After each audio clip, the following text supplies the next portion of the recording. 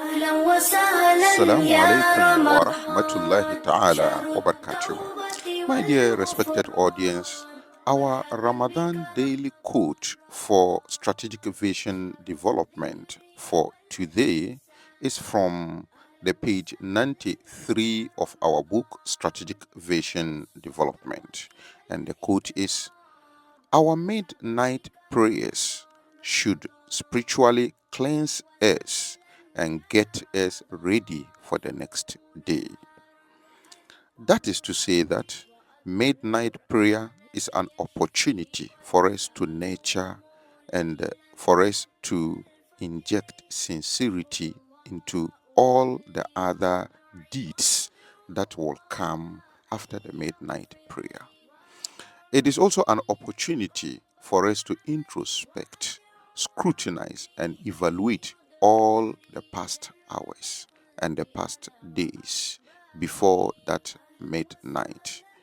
Midnight prayer is also an opportunity for us to plan for the next day.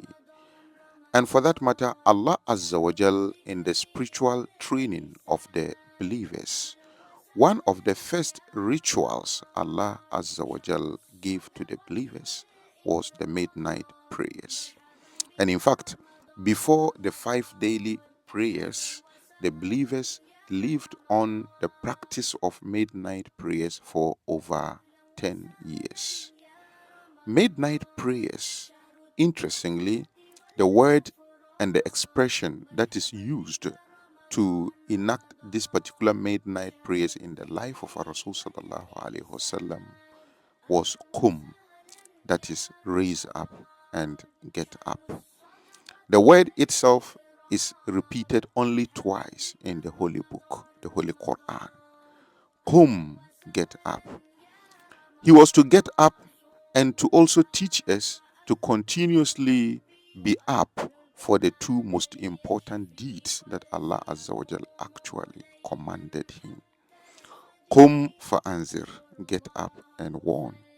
Remind people of their Creator. Remind yourself of your Creator.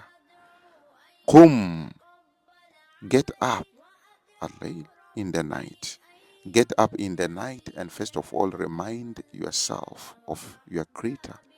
Remind yourself of the bad deeds of your own soul before you talk about others' own. Then within the day to come for answer, get up and warn. My dear brothers and my dear sisters, in response to this particular commandment, even physically as human being, as the addressee of this commandment, we need two things, two legs to be able to do that one. We need two legs physically. But then spiritually, it means number one, we constantly have to be embarking on calling people to Allah. And we have to be calling ourselves to Allah. These two calls are so important. They are the two spiritual legs of ourselves for spiritual development and progress. Let's call ourselves to Allah and let's call all other things that are under our control to Allah. Allah Azza wa Jal also makes Rasul sallallahu alayhi wasallam to declare his vision to us by saying, Qul hazihi sabili, say this is my way. Ad'u ilallah, I call to Allah. I call to Allah. Ala basira, on sound knowledge, insight, wisdom. Ana wa man ittaba'ani, I and those who follow me. So irrespective of your profession, you are to get up. You are to raise up. First of all, call yourself to Allah in the night. And during the day, call yourself and all other people to Allah. And it is also interesting to note that the object in this particular commandment is not declared. Ad'u ilallah, I call to Allah. So whatever is on my way, I call to Allah. Let's call our dresses to Allah, to obey Allah. Let's call our family to Allah. Let's call all our body parts to Allah. Let's call everything within our reach to Allah.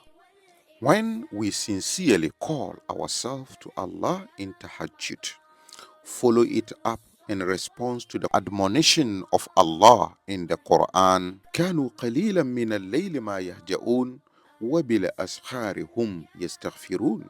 Those who fear Allah, they sleep very little in the night, and during the dawn time they ask for forgiveness. They seek for forgiveness. So we call ourselves to Allah and seek for forgiveness, and within the day we call others to Allah Azza wa Jal. Automatically Allah guides us to nurture what we call cognitive dissonance, which is basically our natural drive for consistency in our belief system as regard to our behavior. Ramadan is a means for us to make use of the social motivation within our communities to develop our sense of tahajjud and motivation for tahajjud. Insha'Allah. Wassalamu alaikum wa rahmatullahi ta'ala wa